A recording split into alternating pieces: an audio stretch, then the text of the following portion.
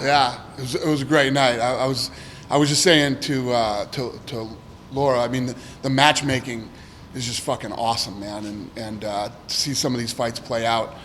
The last fight, I was like, when these two start engaging, this fight's going to be ridiculous. Two big, strong, well-rounded athletes, and boom, there it was. I know you always say you can do this every Tuesday night, and I know the matchmakers are like, calm down. But I mean, are they starting to come around a little bit? Or I mean, as much talent as you're finding, are they saying maybe we can do more of these? Well, the thing is when you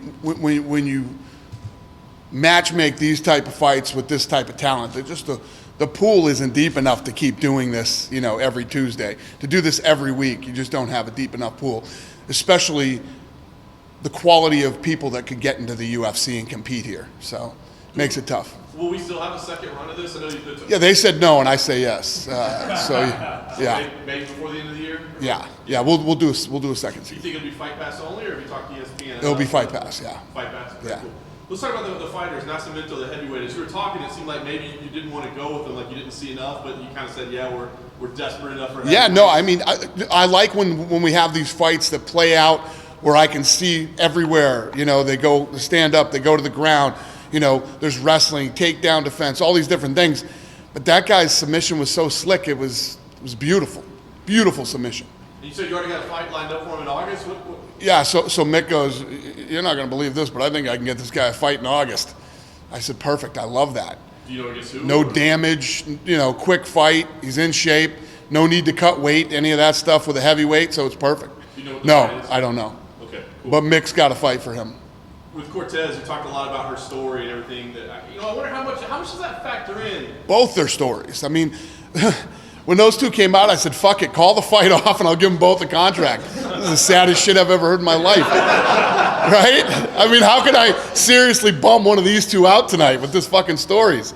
The one girl, her coach told her she's a loser and she's never going to amount to anything for 7 years. And then this girl we signed tonight, holy shit. I mean, it's awesome. But one of the things that we need to do a better job of with this show is getting those stories out earlier. Like, well, those stories should be out a week ago and let people see them and get more invested in the fights.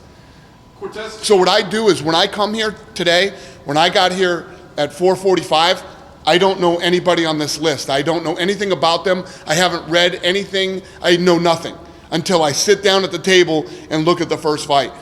That way I'm not swayed by, I'm from Boston and Joe Lozon has this guy and Joe Lozon's boxing coach is one of my good friends and Stipe Miocic has the guy in the main event. I don't know any of this shit. So I come in clean, no bias, no, nothing. Right. Cortez, she had a weigh-in almost a miss. She needed an extra hour and she had to cut like 1.5 pounds and she made it. I just wonder, like, had she missed weight, do you think you'd still give it to her? Or No. So it was worth it for her to make that sacrifice then. Definitely. Cool. Definitely. With Cruz, no brainer after the flying knee, but I wonder, did you think he was winning the fight? Were you thinking about him before that moment? So when I look at it, and I look at the sheet here, right? So as I start to look at it and I watch these guys fight and I see it start to play out. So Steve Wynn, he's undefeated, he's 6-0. If he wins this fight, he's 7-0. He's 26 years old, he's just about to go into his prime, right? 28, 29, you're in your prime. And I love the kid's style. He moves forward. He's got a great chin. He keeps taking shots, And as the fight goes on, Cruz is 7-2. I like undefeated guys. I like young guys and everything. But as the fight starts to play out, how do you not like Cruz? And you see, him picking him apart and also nailing this kid with shots that would finish most other people. And he's still coming after you and moving forward. And then the flying knee it just seals the deal. How do you not like? I can't wait to see this kid fight again. Did you think he was winning the fight, or do you think that was That's what we were saying too. Sean, Mick, and I were like, I'd love to know how this thing was scored, because it's fights like that are tough to score, and we were talking about that. We were going to find out what the score was, but we didn't. Last thing for me, I want to ask you about Alexa. What you thought about why you went with him and how much Stipe's call had something. At one point too, Sean had heard on the headphones that the punch stat was like 134 to 132 in that fight with Cruz and Wynn. Yeah. So, I mean, that fight was so good and so close and so technical, and it was a fun fight. Nice. So, Stipe, no. Yeah, but like I mean, that kid, second flying knee, right after he got rocked with a big punch, the kid's 5-0 now, light heavyweight. Light heavyweight's one of our strongest divisions. We need guys, so home run. One of the guys that you hired on Contender, Antonio Trocoli, was caught in the drug Mayusada. He got like a contract and then he just stopped. Yeah, we're going to release him. Is that be released? Yeah. Do you think that's just a case of he maybe was using and didn't have enough time to get clean when he was offered the slot? What's that? Do you think maybe he was perhaps using and then didn't have enough time to get clean before he was offered the slot on the show? Or? You shouldn't be using anywhere for any reason. What exactly did Stipe say on the phone call? He said, you got to sign my boy. That's what he screamed when I answered. He goes, he's the future. I'm telling you right now, you only saw a glimpse of what this kid's capable of doing. Is that the first time an active UFC fighter's called you? Yeah. Now they're all going to start doing it. Well, no. So earlier tonight, Henry Cejudo's sister was blowing Sean up about, yes, exactly. I guess she trained with the Cejudos, and yeah. So I told Sean, throw a bunch of negative shit at her. Say, she's too small for the weight class. So Sean said, she said, Sean told her she's too small for the weight class. Said something about her striking. I gave him like 10 negative things to say to her. And then she texted Sean back and said, I'm going to slap you when I see you. Hey, Dana. Hey, Max Holloway was in the building. We know he just fought this weekend. Were you guys talking business this week? Have you been spending time with Max at all? No, it's the first time I've seen him since the fights. How come he's in town? I don't know. Vegas, man. Vegas.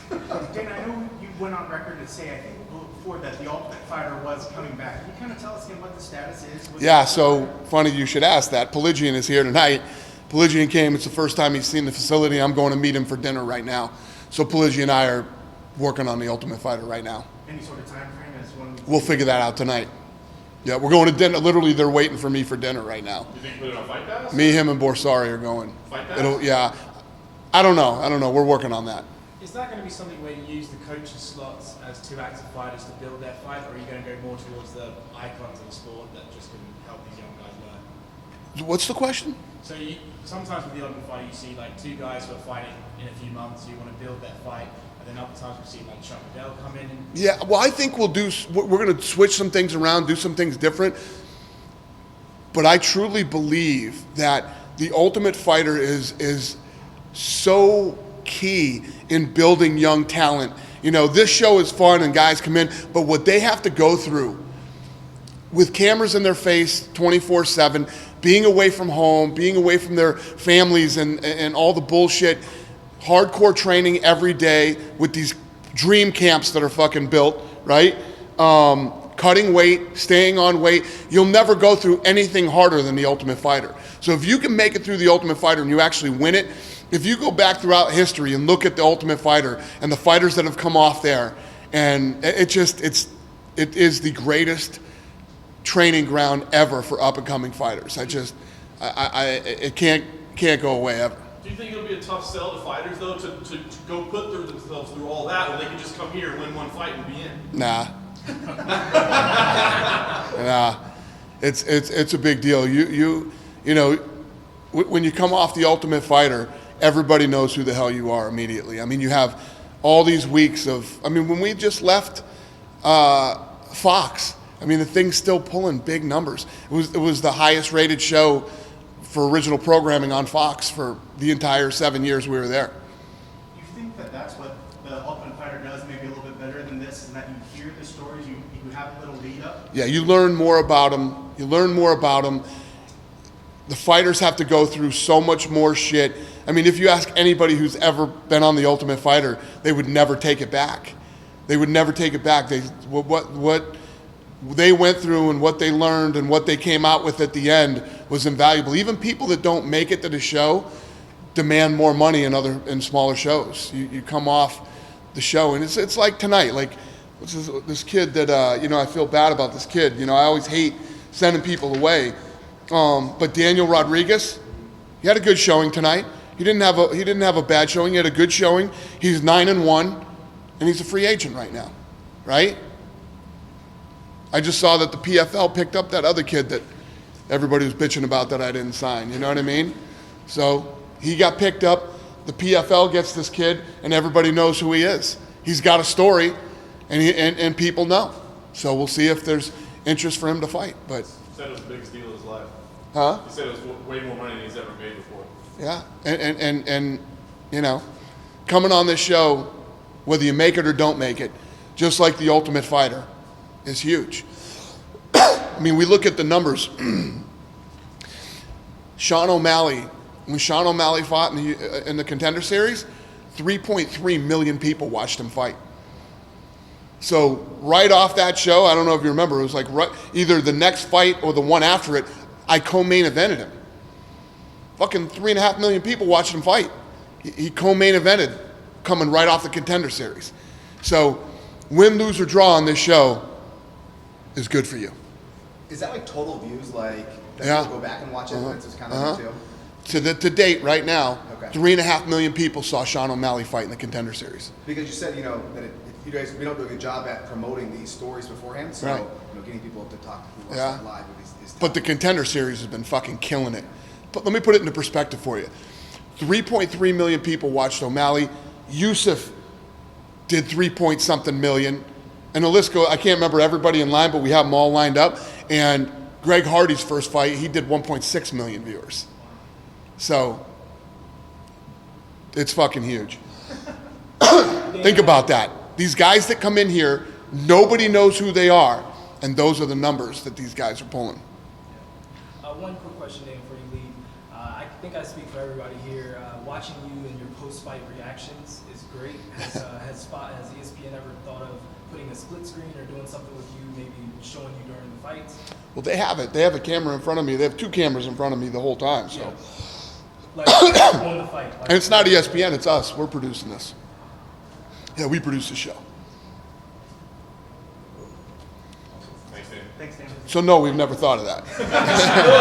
You should do it. It's really good. All right. It's really good. Well, we'll talk about it. There you go. Thank you. You guys done with me?